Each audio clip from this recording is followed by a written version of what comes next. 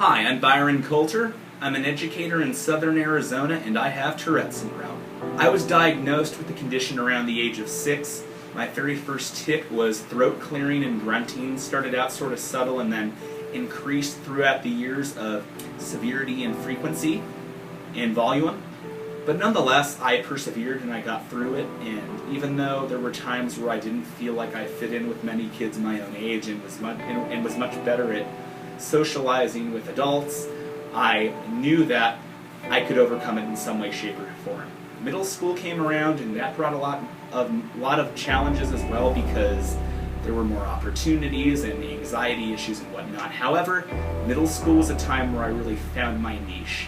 That was the time where I started playing the saxophone in 7th grade in my middle school band, and that was something that I found very, very interesting.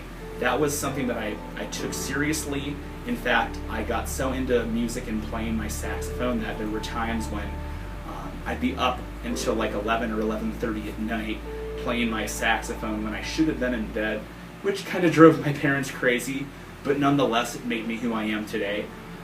At the end of my 8th grade year, I realized that music is something that I was naturally born with, and I realized that it's what I was meant for. During that time, my life had become less stressful as I began to make improvements and fit in socially with other kids my own age.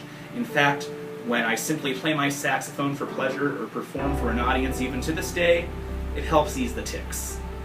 My stress isn't really there because I'm focusing on something that I'm passionate about and truly expressing myself.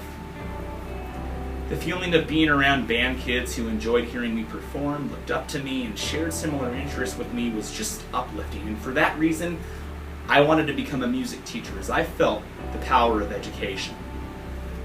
I wanted to focus on something that I was passionate about and truly express myself. The best advice I can give to someone facing the obstacle of having Tourette's is to be yourself and, more importantly, educate people about the condition in a calm and assertive way who might not have as much knowledge of the condition. Your employers, your friends, your family, your co-workers, your classmates, you name it.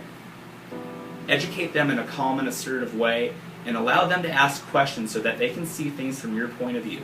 If they're not willing to listen to you and understand your point of view or learn about the condition, that's their problem. It's about finding the right people in life, and there are many, many right people who would be glad to be in your corner. Finally, the last piece of advice I have for you: never give up. Find your passion, find your dreams, and allow your strengths to be a part of that passion.